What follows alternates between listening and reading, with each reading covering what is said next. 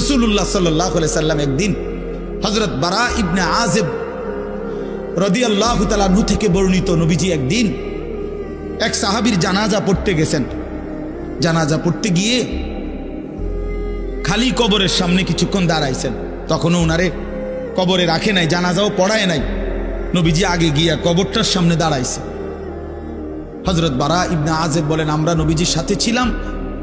আল্লাহর নবী সাল্লাল্লাহু আলাইহি সাল্লাম কবরের খালি এই কবরে দেখা অঝরে কাঁদতে শুরু করছে।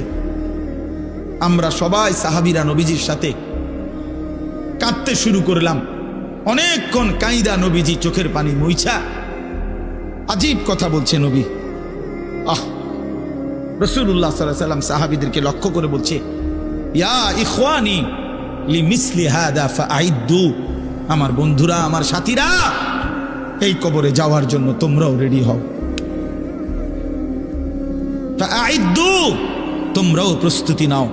অচিরেই তুমি আমি সবাই এই কবরেই পৌঁছে যাইতে হবে। রাসূলুল্লাহ সাল্লাল্লাহু আলাইহি সাল্লাম বলছে, প্রিয় বন্ধু আমার, জওয়ান সাথী আমার, সামান্য এই কয়েকটি দিনের জওয়ানি নষ্ট না করা, নষ্ট না করা, কোনোভাবেই নষ্ট না করা। তো এই জন্য বললাম, এই সূরা মুলক এটা আল্লাহ তাআলা অত্যন্ত ফজিলতপূর্ণ একটি সূরা। রাসূলুল্লাহ সাল্লাল্লাহু আলাইহি সাল্লাম বলছেন এটা কবরের আযাব থেকে রক্ষা করবে।